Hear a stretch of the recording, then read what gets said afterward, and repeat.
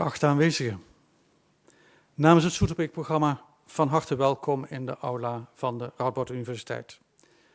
Mijn naam is Joos van Vugt, ik ben historicus en programmamaker van het Soeterbeeck Programma en vanavond ben ik de gespreksleider. Op 27 januari 1945 werd het concentratiekamp Auschwitz bevrijd door het Russische leger. Sinds die laatste maanden van de Tweede Wereldoorlog is de wereld geconfronteerd met het morele probleem van de Holocaust. Hoe kon het gebeuren dat een van de modernste, rijkste en best georganiseerde landen ter wereld, een land bovendien met een geweldige geschiedenis van filosofie en cultuur en wetenschap, ertoe is gekomen op een industriële wijze 6 miljoen medemensen te vermoorden? Het bewustzijn van dit morele vraagstuk was in het verleden soms sterker en soms zwakker aanwezig. Maar met het verstrijken van de jaren lijkt het alleen maar sterker te worden. Hoewel ik vorige week las dat een groot deel van de Duitse jeugd niet eens meer weet wat de naam Auschwitz opslaat. Maar dat de Holocaust moreel blijft klemmen is geen wonder. De wereld wordt om de zoveel jaar weer opgeschrikt door een genocide. In een ander deel van de wereld, tussen andere partijen, maar toch al te herkenbaar. Dat dergelijke dingen kunnen gebeuren, blijft voor gewone burgers, zoals we hier in de zaal zitten, een raadsel. Te meer omdat we het vreselijke vermoeden hebben dat degenen die die moorden uitvoeren ook gewone burgers zijn en geen buitenaardse wezens of sadistische psychopaten. De reden waarom de Verenigde Naties 27 januari, vandaag dus, tot Holocaust Memorial Day hebben benoemd, is geen historisch-wetenschappelijke. Het gaat er niet om het verleden te herkauwen, door te spitten en boven te halen, maar om na te denken over wat het verleden, dat vreselijke verleden van de moord op de Europese Joden, ons heden ten dagen te zeggen heeft. Niet over de anderen, maar over onszelf.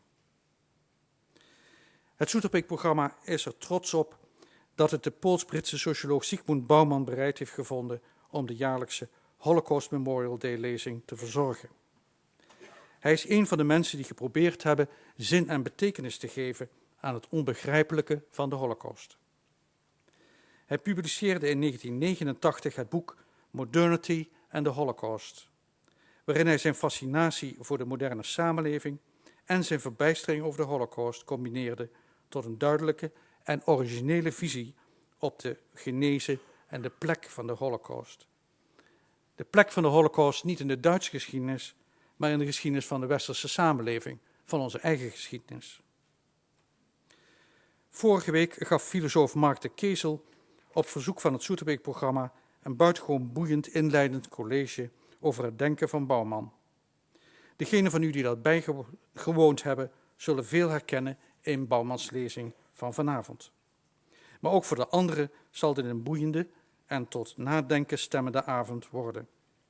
Vanavond is hij onze gast en onze spreker, Zygmunt Bauman. Professor Bauman, it's a great honor to have you here in Nijmegen as our speaker for the Holocaust Memorial Day. Welcome.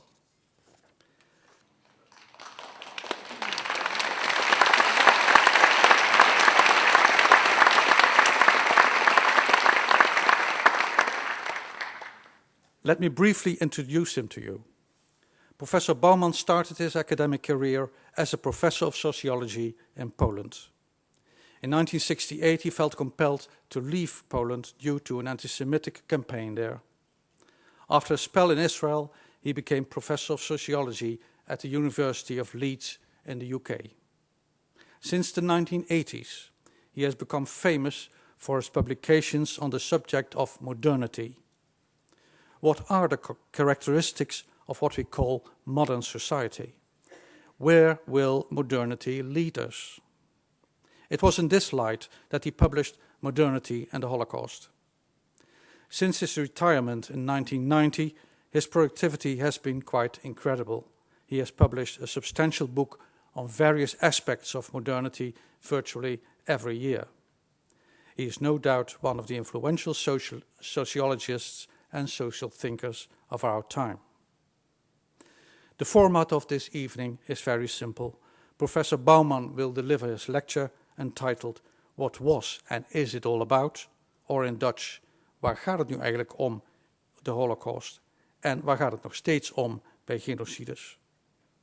After his lecture, I will put some questions to him, and I will also give you, the audience, the opportunity to ask questions on the subject at hand. Professor Bauman, the floor is yours.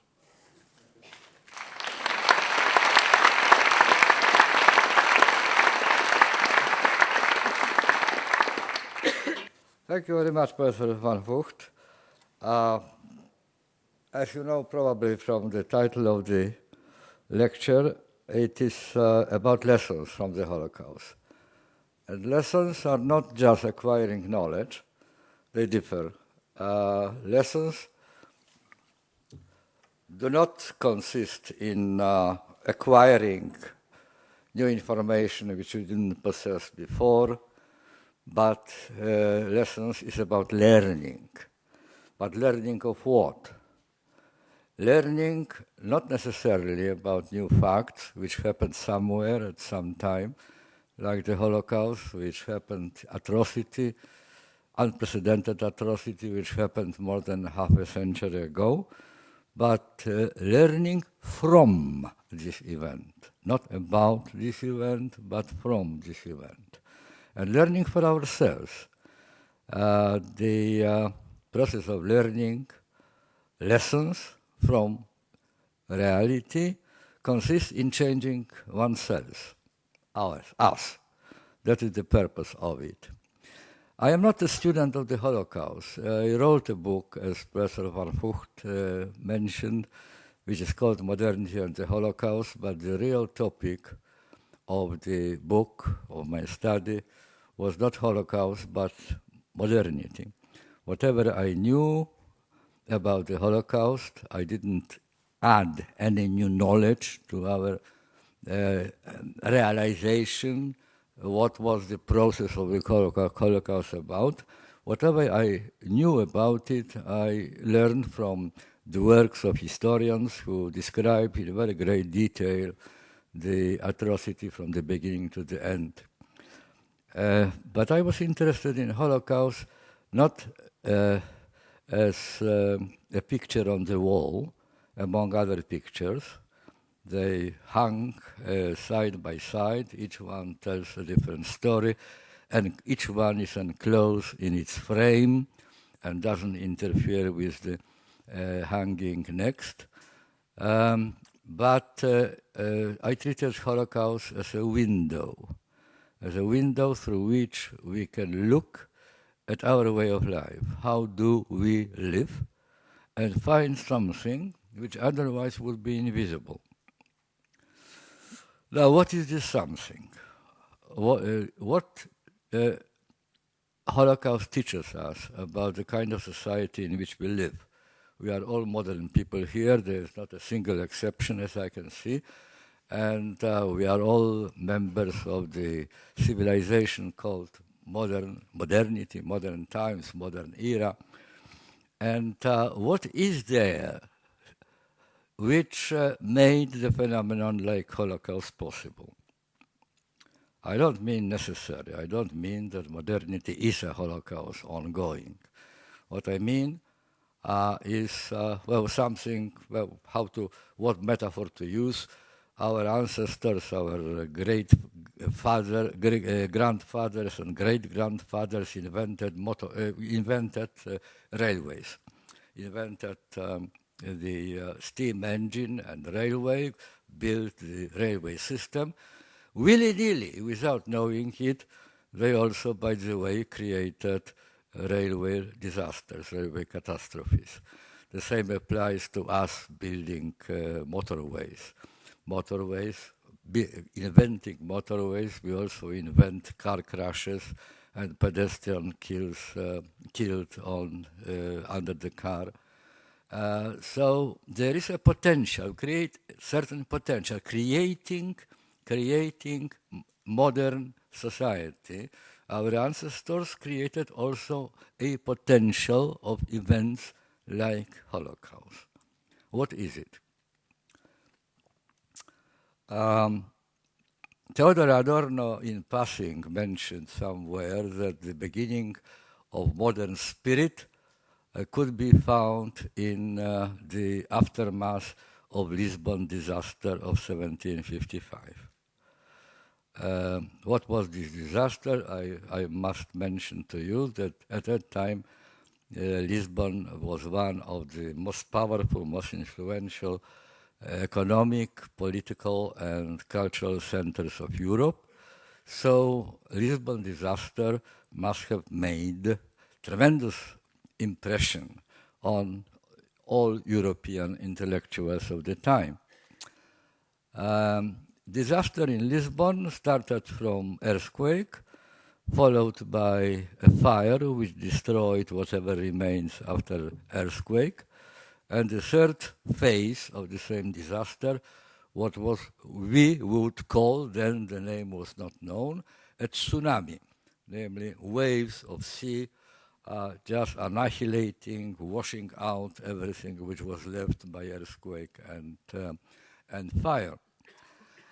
And there was an enormous reaction of les philosophes, of the people whom we consider the pioneers of Enlightenment and pioneers of the modern spirit. They reacted to it. Suddenly they realized that nature is blind. Nature could be divine creation, but it behaves at random. It is not a weapon in the fight for goodness, as previously people thought. Previously, if there was a natural disaster, people believed that it was a punishment for human sins. It was an moral act. But it was quite clear in case of population of Lisbon, which was almost fully annihilated, that good people and bad people, evil people, were struck in the same way. It didn't help the good people to escape the catastrophe because of their goodness. Nature is blind, nature is behaving at random, nature is unreliable. We need, that was the project of Enlightenment, take the natural world under human management. We humans have reason, we humans have will, we humans have power, we humans have determination, and with due effort we will submit the blind processes to the rule of reason. We will remake the world according to dictates of reason. That was the beginning of it. And that remains with us till this very day. We are all the time busy in doing the same thing. We are making the world different than it is because we know, we believe that it should be made better. That's the first belief. And the second belief, we can do it better. We have the muscle, we have the will, and we will make it better. We are reordering the order of things all the time, on a big scale, on a small scale, but we are doing it. What is the strategy of this reordering? It also didn't change over decades, which separate us from Lisbon disaster. It is always following Michelangelo recipe for creating harmony and beauty. He was asked how he manages to sculpt such beautiful sculptures no one else could do before. And he answered, allegedly, that's imputed to him, he answered, well, it's very simple, nothing mysterious about it. I take a blob of marble and throw away all unnecessary bits. Now, as far as sculpture and marble is concerned, it is okay. That's indeed how it should be done. But once it becomes a general strategy, not only applied to marble, but also applied to ordering society, then it becomes sinister and very dangerous things, because these unnecessary bits who needs to be cut out and thrown away are human beings. And that's actually what happened. Cynthia Ozick, the American writer, described Holocaust in one sentence, but a very poignant sentence. She said, Holocaust was a gesture of an artist. Gesture of an artist wiping out a smudge on otherwise beautiful and perfect composition. Perfection. Perfection. Leo Battista Alberti defined perfection as a state in which further change won't be unnecessary, because further change could be only change to the worse. Once you achieve the perfect condition, then you can rest, you can relax, you can enjoy your good life and forget about the needs to order again and strain yourself again, work hard, and so on and so on. Horizon of the modern spirit is the state of perfection. We haven't been there yet. I personally doubt whether we ever arrive at this horizon. You know about horizons, that the closer you come to them, the further away they go. But nevertheless, that is actually the general purpose of this, all this restlessness, which arrived already to the stage of liquidity, which characterizes the modern attitude toward the world. But as we know already from the statement made by Michelangelo and translated into more sinister, frightening language by Cynthia Ozick, the strategy of modern spirit is what could be called and must be called creative destruction. You destroy in order to create, and you can't create new order without destroying. If you want a new order, if you have a design of a better order, immediately some people become unfit for being included into this new order, for all sorts of reasons. Reasons may change, but the general pattern remains always the same. And that's why, writing about modernity and the Holocaust, I use the metaphor of a garden. I don't know how many of you are gardeners. I am one of them. And I know that gardener has a design of perfect garden, beautiful garden, when everything is in its right place and nothing is in the wrong place there. And this design is in the gardener's mind. But then, you know that there are some plants who don't wait until a gardener will plant them. They plant themselves on their own initiative, which means that there are wrong things in the wrong places. And they are called weeds. And what we do with weeds, I do it, I admit, in my garden, I just exterminate them. Now, if you treat society as a garden, then the exterminated weeds are other human beings.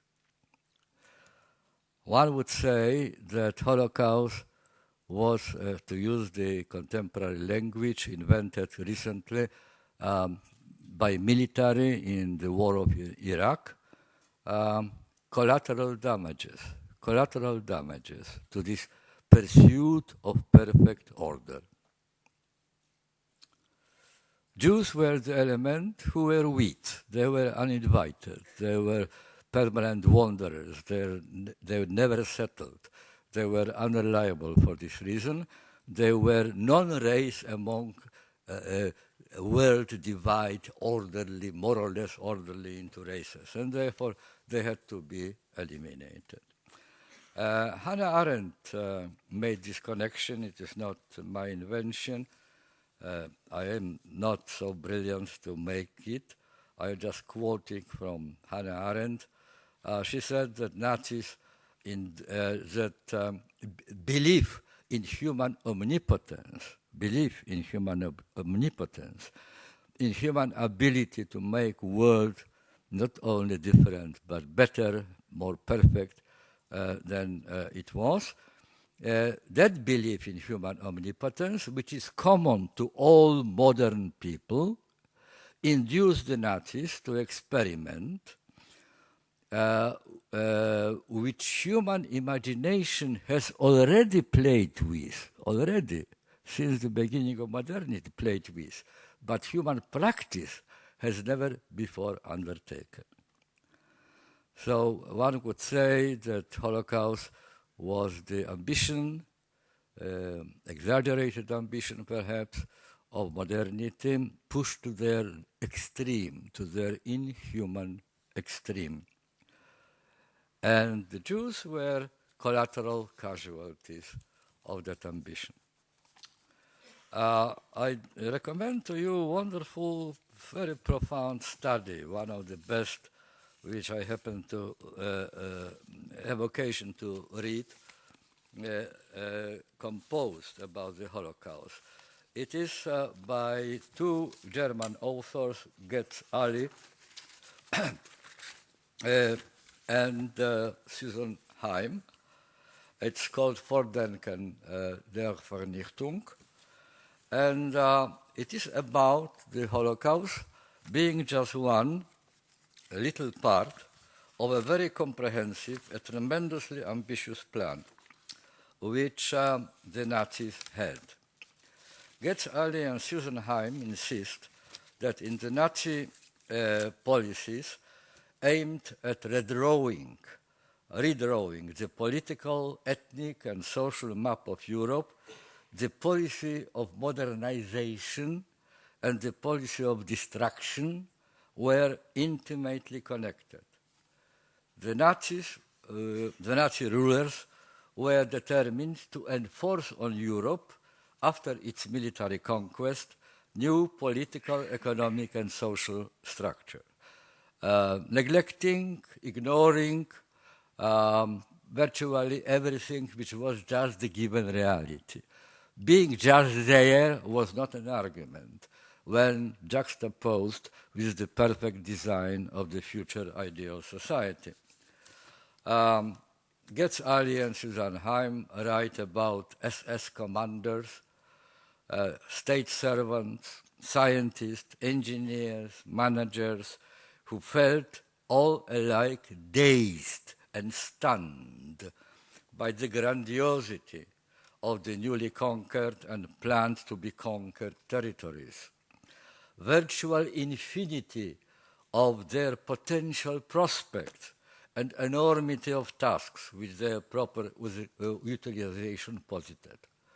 Well, they are telling us the story not of a bunch of crazy people, of madmen, but of very respectable scientists of the universities, of the German academic life, specialists, high-class specialists, people like anthropologists, medics, biologists, economists, architects, and so on, who were simply astonished by the enormous chance opening in front of them, using their power, their resources, in order to completely turn the world upside down. And that involves this world, which they wanted to turn upside down, also involved Netherlands. You were not exempted from this general rule. I don't know whether you are aware that Adolf Eichmann, infamous Abteilung EWD4, which he was the leader, was briefed and empowered to set in motion and see through not only the deportation of Jews, but also resettlement of Poles, Frenchmen, Serbs, Croats, and I don't know for what reason, residents of Luxembourg. They don't mention Netherlands, but it's very close to you anyway. So that was part of the great process. It was not just an anti-Semitic exercise against the Jews. It was part and parcel of passing of the project, of the idea of passing the road from the imperfect, random, inefficient, not good for human happiness, world found and the world projected, which will be free of all these shortcomings which the contemporary real world has. And as I said, Jews were collateral casualty of this ambition. Now that is the first lesson which we can learn from the Holocaust, that this sort of potential is deeply ingrained in our modern way of life. What is modernity? How best to describe modernity? Best to describe it as the condition of compulsive, obsessive, and addictive modernization. It is clear now that you can't be modern without modernizing. When I was a student, which was more than half a century ago, I was taught by my teachers that modernization is the road to modernity. To the process which leads to condition of modernity, which was imagined still stagnant, stable state, well-balanced state, which doesn't call for any further modernization. Now we know, under the impact of the experiences of recent decades, that is not the case. On the contrary, to speak about modernity which stopped modernizing is like speaking about wind which doesn't blow or river which doesn't flow, which are, of course, oxymorons. You know, they are absurd concepts, contradiction in terms. Wind consists in blowing, river consists in flowing. Without that, there is neither river nor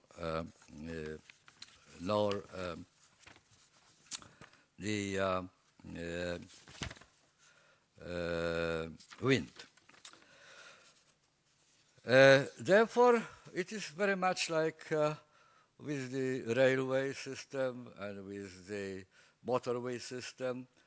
It is a great creative achievement. There is no question about that. At the same time, it also creates destructive possibilities. The same applies to contemporary state of modernity. On this very fundamental aspect, there was no change happening here. It is all as it used to be, and therefore, what follows is the need of doing everything we can to somehow mitigate this possibility, diminish this possibility of explosion, of which one of the examples was the Holocaust, two totalitarianisms, communist totalitarianism and Nazi totalitarianism. They differed in very many respects, but that feature was common to both. They both selected to go on shortcuts, not waiting until society will mature, will mellow to a better condition, but to go on shortcuts, impose the solutions before they are well tested and before their consequences could be really calculated. I am quite sure that you are interested at the moment when I'm saying this word in my prophesying what will actually happen, whether under present condition the Holocaust will repeat itself, there are chances of repeating, or on the contrary, the liquid modern condition in which we are now makes it impossible. Now, I can't answer this question for very simple reasons that I am not a prophet. I studied sociology, tried to study it hard for more than 60 years, but I can admit that I haven't learned the skills of prophesizing from sociology. We sociologists can explain everything very well and even prove that it is absolutely necessary, providing it already happened. But I even remember one of my teachers in University of Warsaw telling me when I was still a young student, Zygmunt, remember, never predict, and particularly never predict the future. So that is the one reason why I can answer this question. And the other reason is much more profound. It's not just my personal inability, but the fact that the Holocaust itself, the first Holocaust, was completely unpredicted. Not only it was unpredicted, but mind you, when it was already far advanced on its way, most people didn't believe it. They thought it's still impossible. It denied all the expectations which generations after generations developed in their mind.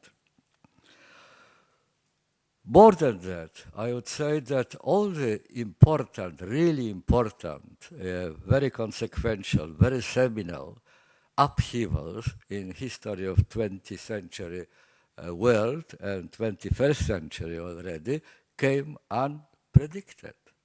They took people by surprise. Reason for that? Reason for that was given by my late friend, great Polish philosopher Leszek Kołakowski. Leszek Kołakowski pointed out that so-called futurology, science of the future, is one of the greatest hoax or deceptions or lies in academic world. Why? Because future does not exist. Indeed, it doesn't exist, because when it starts existing, it is not a future any longer. It is a present. So there's no such thing as future.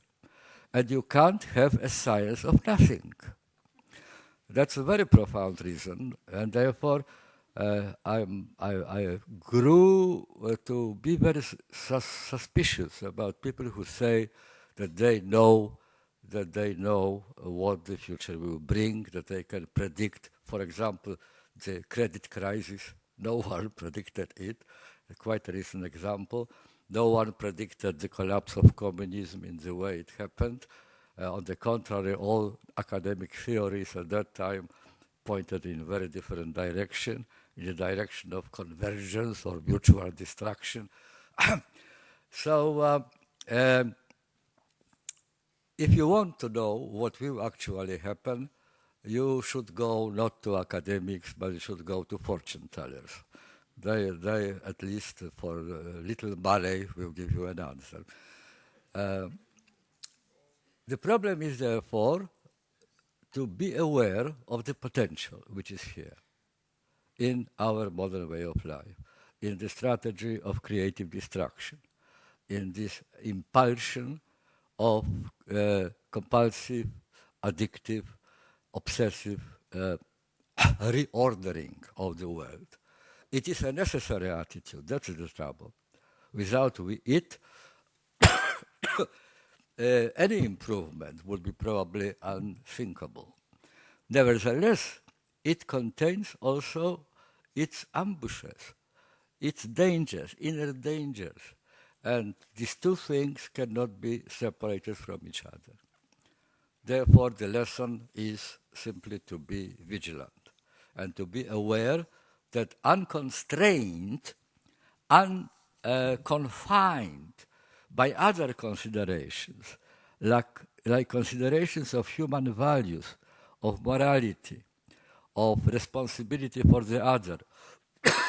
Without such constraints, the human ambition of making the world better and better and better, as much as possible, contains this tragic, murderous potential. The second lesson is also very hard to swallow for different reasons. The other lesson from the Holocaust is that you don't need monsters in order to for monstrous acts to happen. Monstrous acts are not made by monsters. It is shocking, because for our tranquility, for our clean conscience, it is much, much better think that, if monstrous thing happened, obviously there must have been a lunatic, a monster, one way or another, biological, person consumed by some sort of an ideological idea behind it. Saying that monstrous things are done by monsters, we exonerate ourselves. We are not monsters, aren't we? We are good husbands, good fathers, good neighbors. We are all sorts of wonderful things. So obviously we are not monsters. So the story which we are telling is not a story about us. It's a story about some other people, which clearly are different from us. It is self-excuse, in a sense, together with condemning and accusing the others. Now, is it really so? If it was so, if it was really like that, if you needed monsters in order to commit monstrosities, then our world will be much better than it is. Much safer, much more pleasant to live in. Because, mind you, against monsters we are more or less equipped.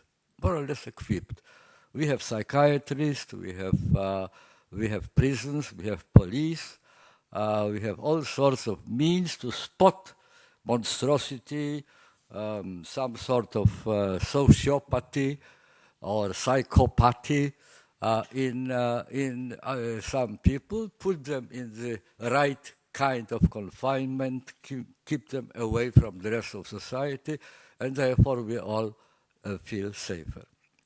The truth of the Holocaust, however, is that the number of people who perpetrated the crime called Holocaust was hundreds of times bigger than the number of people imperfect psychologically or imperfect in any other possible meaning of the term. The lesson of the Holocaust is not to ask question, who are the monsters who did it, but ask another question.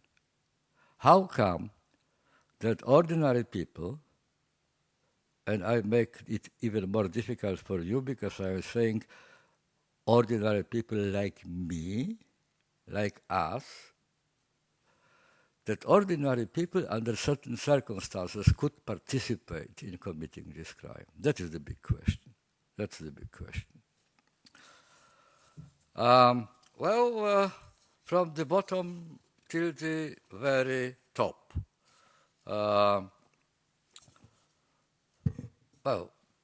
I would like to quote again Hannah Arendt, who said many very important things about the nature of the Holocaust.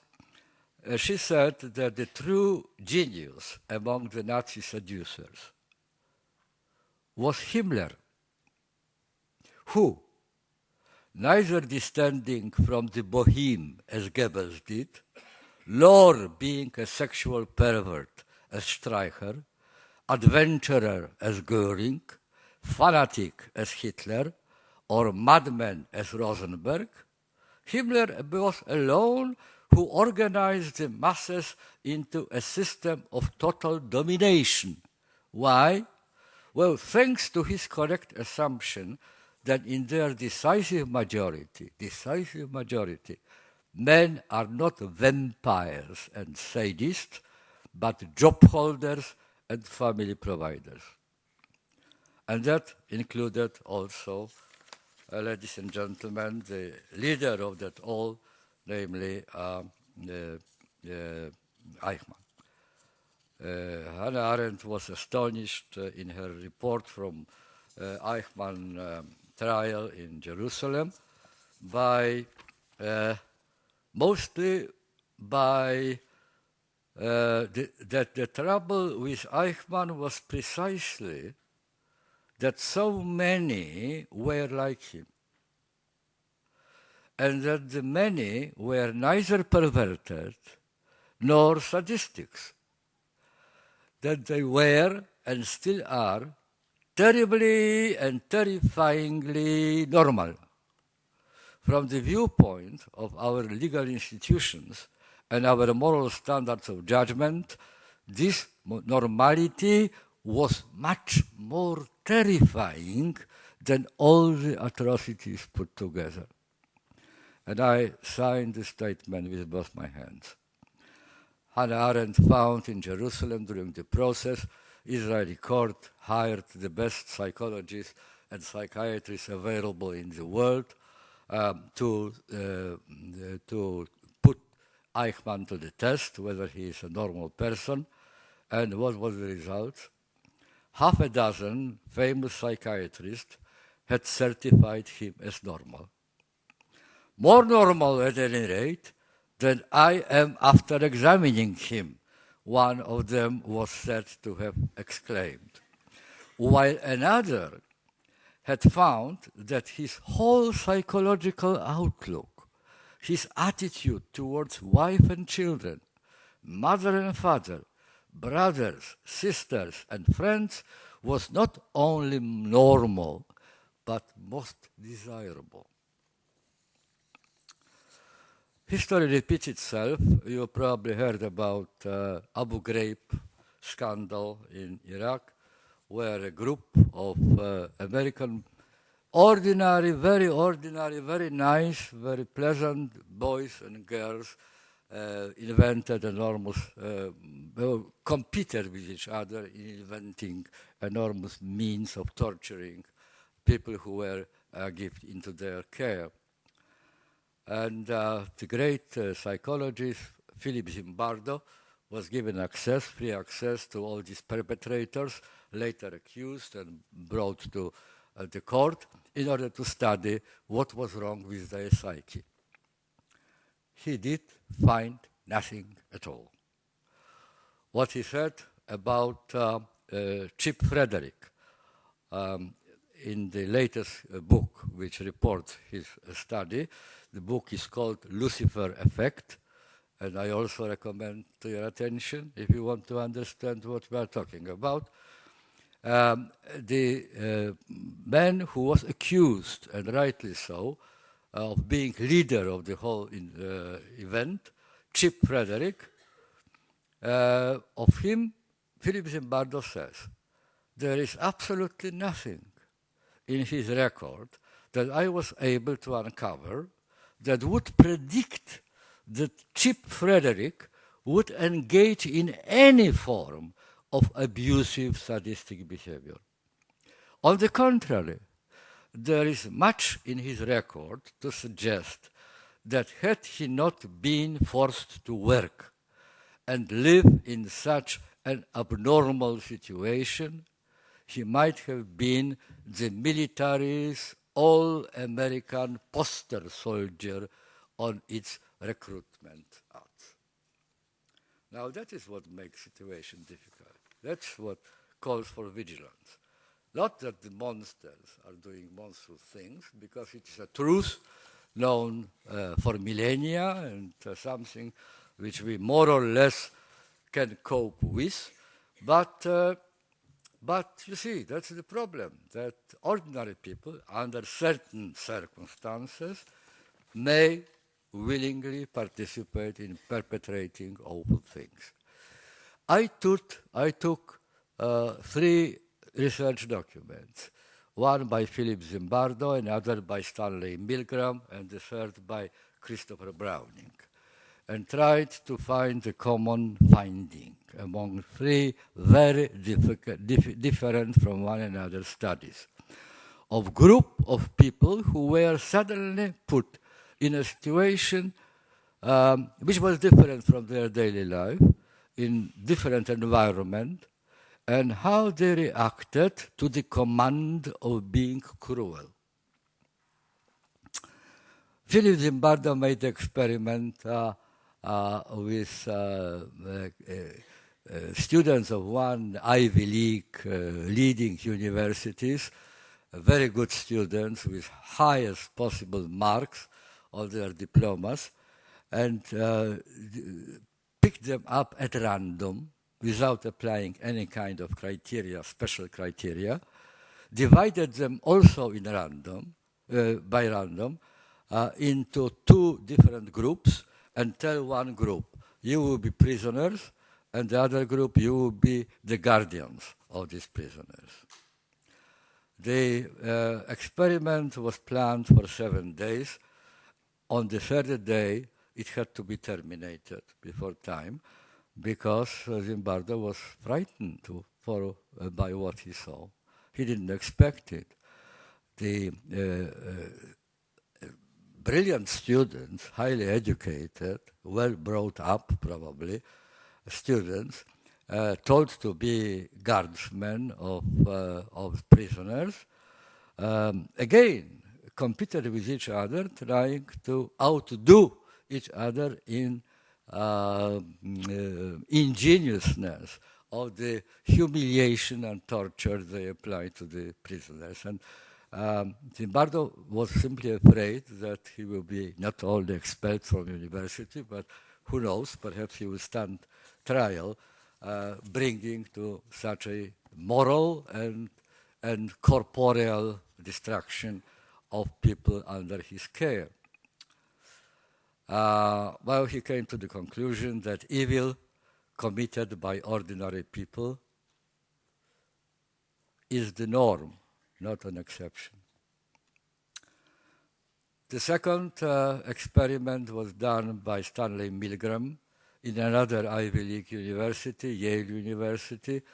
Again, completely at random, good citizens and excellent students were selected to participate in an experiment in which allegedly they were called to apply very, very painful, harmful, damaging electrical shock to invisible victims.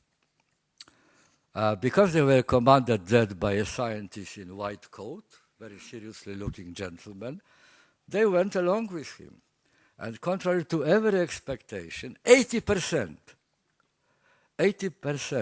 of those people at random selected simply from the street or from university seminar rooms went all the way along with the experiment up to the point where they were asked to apply electrical shock on the livers. It was written, attention, very dangerous, and still they press the lever. 80%. The third element, the third research, which I want to bring to your attention, comes from Christopher Browning, one of the most revealing, eye-opening studies made by the Holocaust history. He didn't make experiments, Christopher Browning. He investigated people who were members of so-called 101 Auxiliary Battalion of the German police.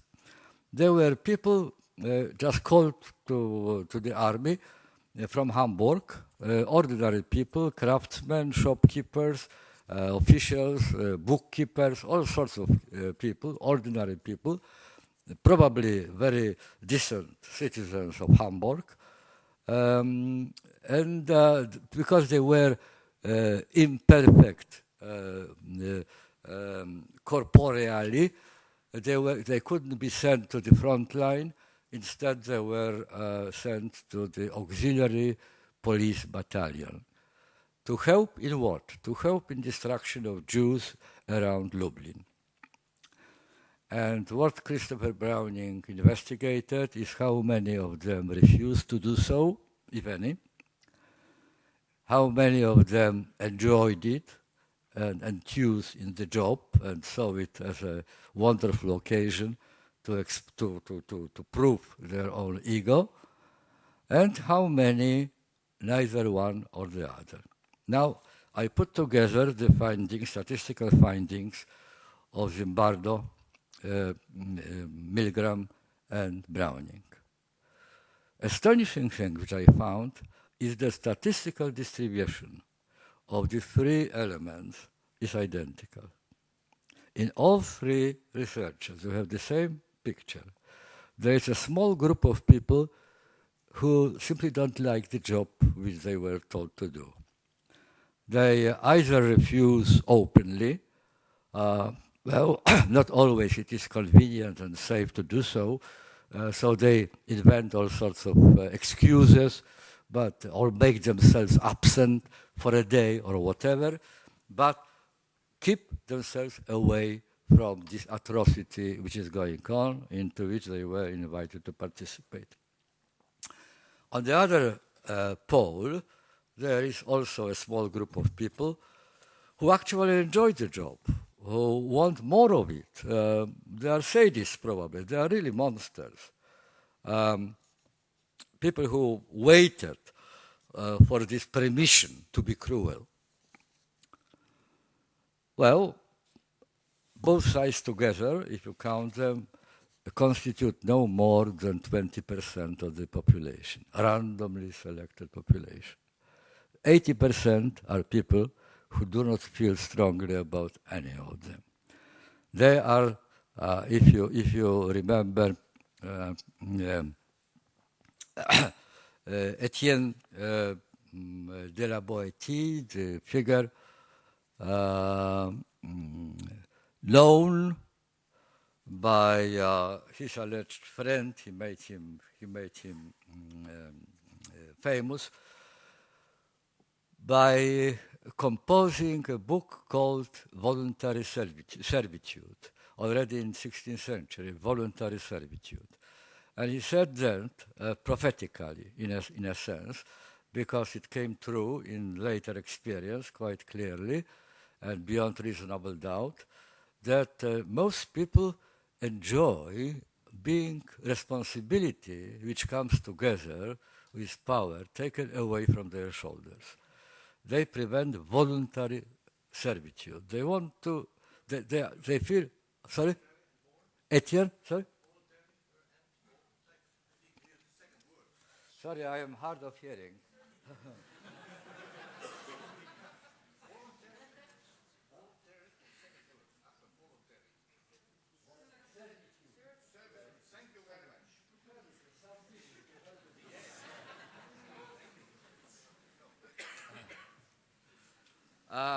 Voluntary, we feel more comfortable when somebody else takes responsibility for what we are told to do and what we are doing. And that, according to Etienne Le Boétie, is the natural predisposition of majority of us, and that comes true in the light of these three very fundamental documents of sociological research.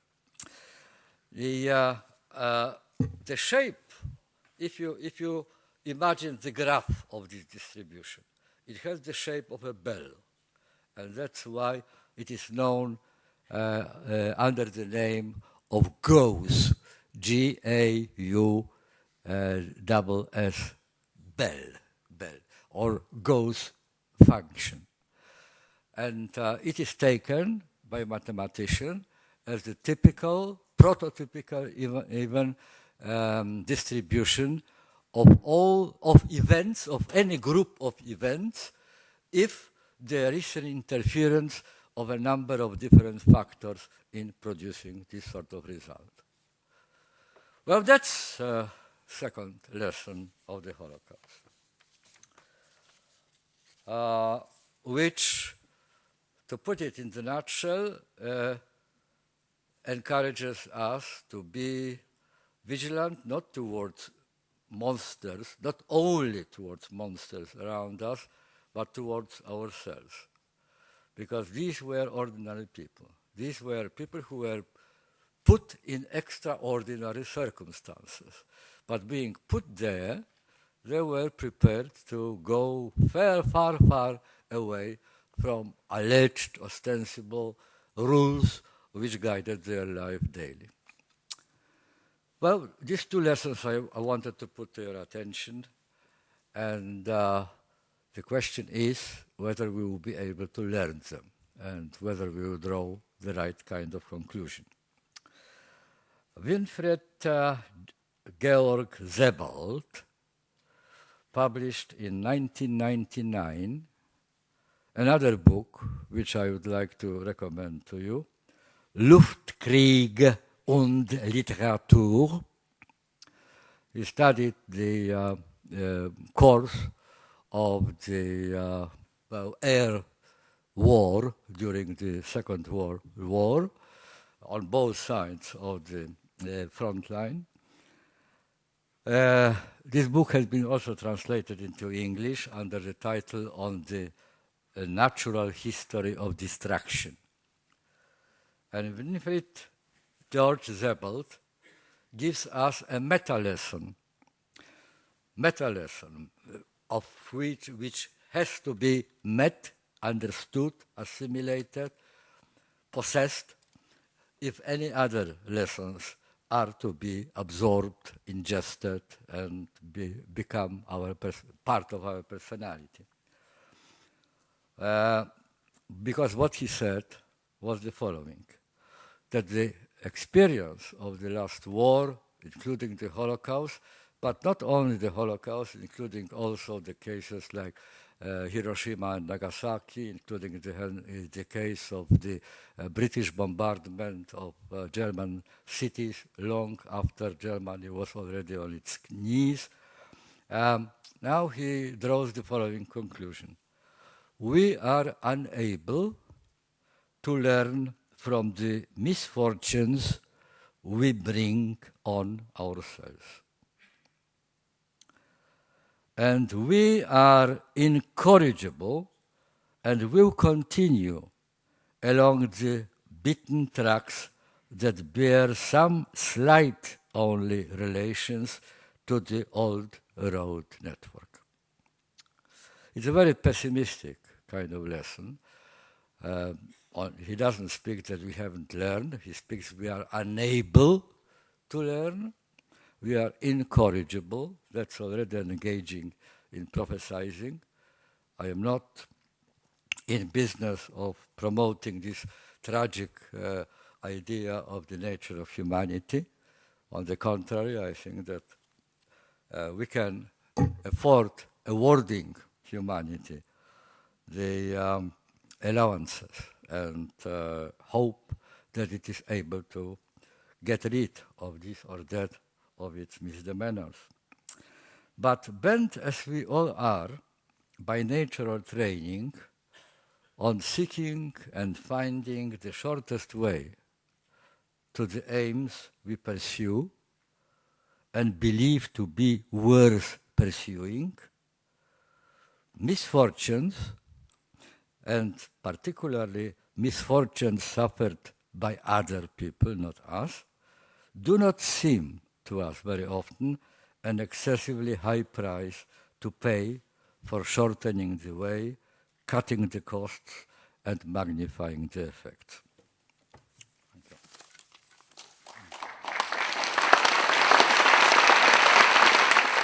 Thank you very much for a very interesting and also very penetrating lecture on the lessons from the Holocaust. I would like to start our discussion with a few questions on your view on the Holocaust as a product of modernity. In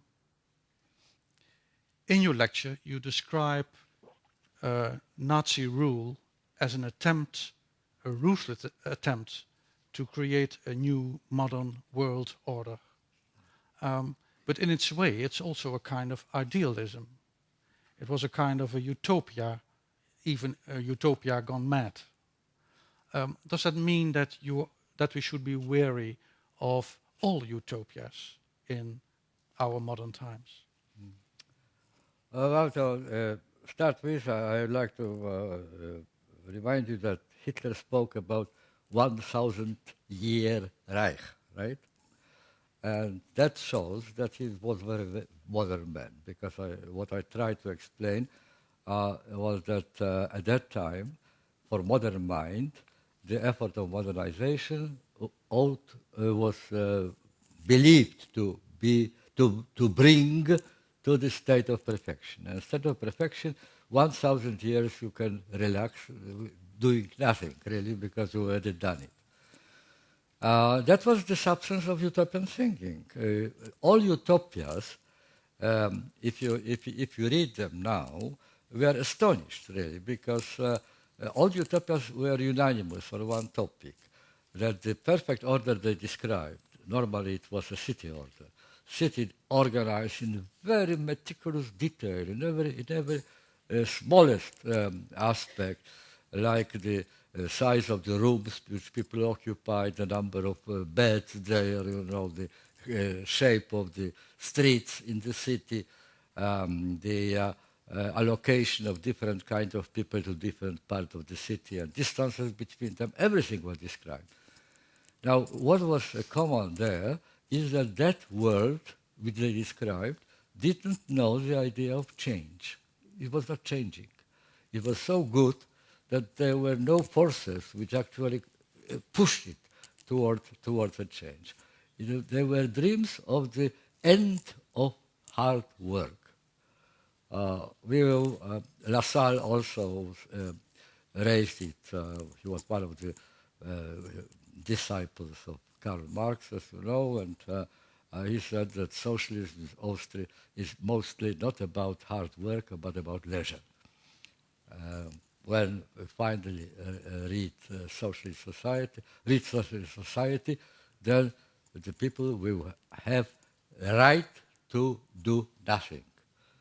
He even praised the laziness as a good human feature, as a natural human predisposition. It all signals this idea, this utopian attitude to reality. The word utopia was coined by Thomas Morus, who was speaking English, and he had the advantage that two different particles in Greek language from which the word utopia was coined are pronounced in English in the same way. EU, double vowels, EU and single U are pronounced in English as U.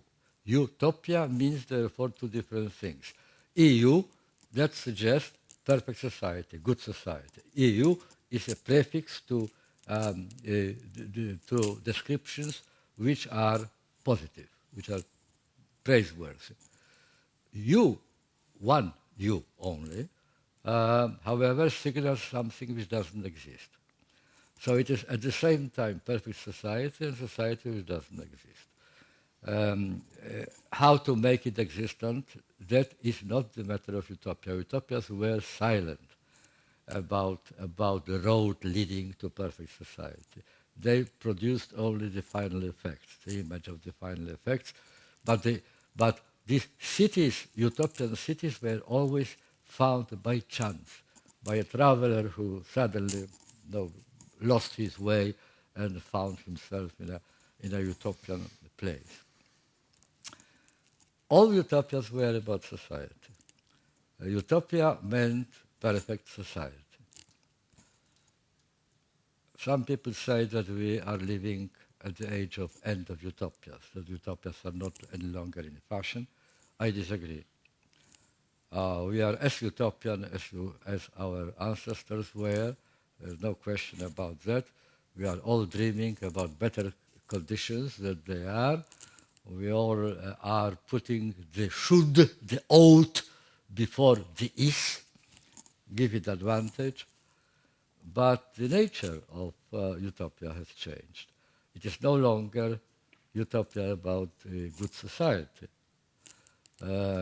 As everything else in liquid modernity, the idea of good society and utopia of good living was deregulated, privatized, and individualized.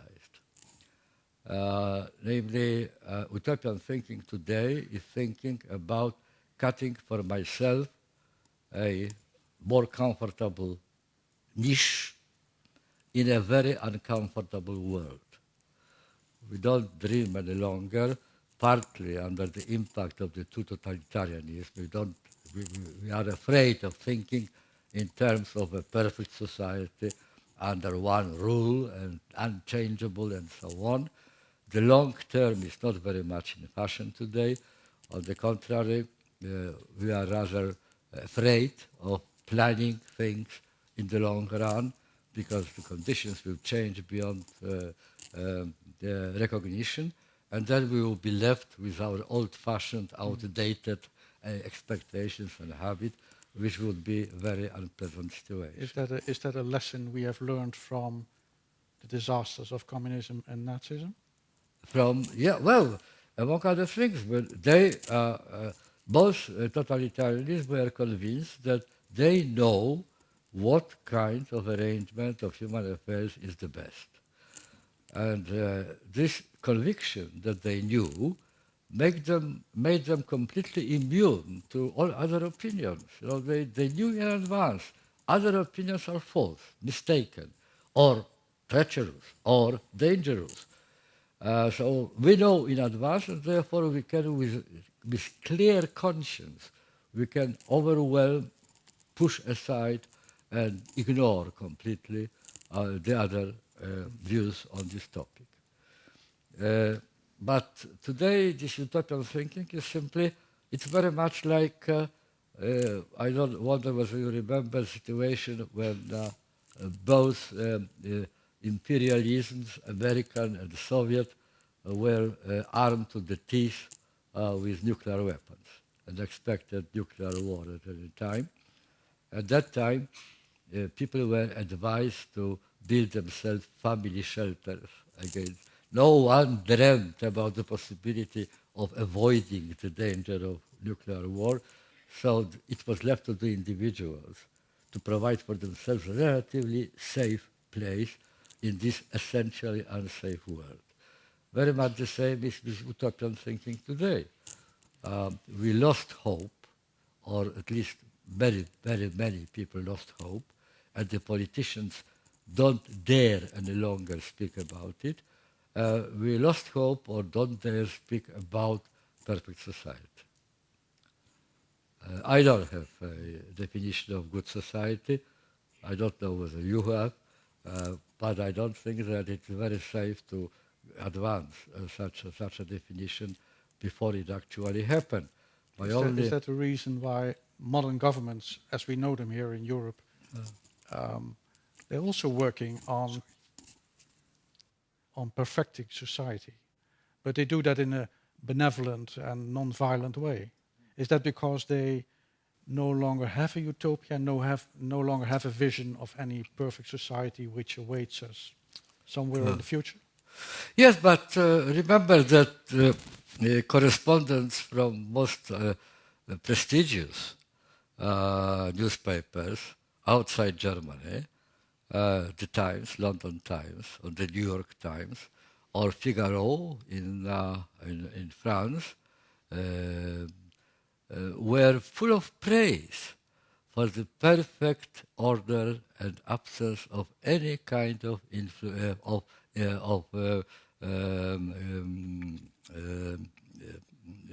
coercion in German streets. They were convinced that both Hitler and Mussolini, as you know, succeeded in making trains come punctual to the station, and Hitler succeeded in cleaning completely the streets of Germany of burglars, of violent types, you know, pickpockets and things like that. So daily life in Germany was very civilized. What was happening behind the scene, not publicized, it is a different matter. And of course, later it didn't stop being civilized, didn't stop Hitler from initiating Second World War, and as we all know. But for the time being, it looked very okay. On the contrary, the Times actually called the Englishmen to imitate Germany. Look what can be done.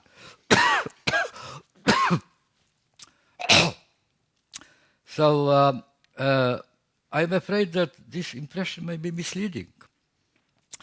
Norbert Elias wrote Civilizing Process, a very influential book, very well known, probably in Netherlands, because he spent quite a good chunk of his life here, and his foundation, I think, is also in Amsterdam.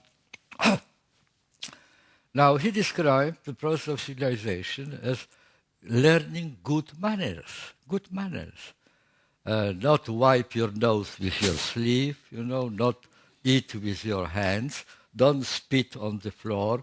Now, that was the civilizing process in his concept. And when you approach the civilizing process in this way, I am afraid to say that what you overlook are other aspects of the civilizing process which are much less prepossessing and much less attractive than just stopping wiping your nose with your sleeve and using a handkerchief instead. I am a civilized person, I am doing that. Yeah. You mentioned in your lecture and also in your book rationality as one of the characteristics of modernity. And that the whole undertaking of the Nazis, including the Holocaust, was in a way a rational undertaking. But as a historian, I'm always struck by the sheer irrationality of their motives. I mean, they all did it because they believed in a worldwide Jewish conspiracy, which nobody could see but was everywhere. And they believed that Jews were lesser people and that they were able to have a conspiracy against all the Aryan peoples of the world, which is, even by the standards of the 30s, is total irrationality. How do you see the paradox between irrationality and rationality? Professor van Vugt, it's precisely the feature of modernity, that rationality is translated as instrumental rationality.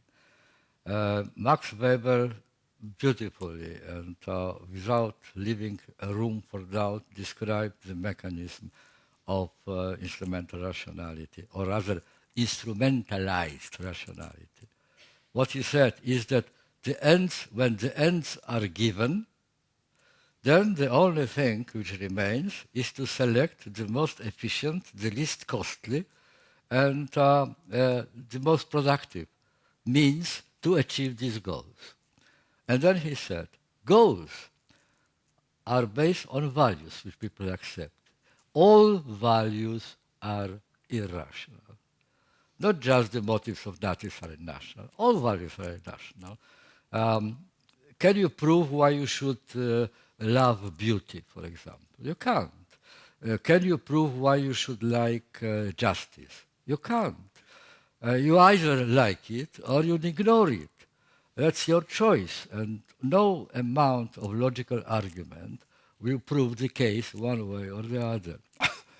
So the important point in Max Weber, what he said, is that when the ends are done, are given, and ends were given. Ends were given in the case of communism, it was the class-free society, right, which you assure people believed that universal happiness, because only the exploiting classes are the reasons of our suffering. Once they are removed, everything will be okay. In the case of Nazis, equally irrationally accepted belief that the race-clean society is the ideal. And all the rest was the question of instrumental rationality. I think that the phrase used by Hannah Arendt, banality of evil, is slightly misleading. I prefer to speak not of banality of evil, which suggests its ubiquitousness, its presence in our daily life and so on, puts emphasis on this ordinariness of what people were doing. But I prefer the concept of rationality of evil. Rationality of evil. What Adolf Eichmann did, what having accepted the goal on the authority of his superiors, based entirely on faith. He didn't have any factual, empirical knowledge that they are right. He believed them, he trusted them, he accepted irrationally this kind of purpose.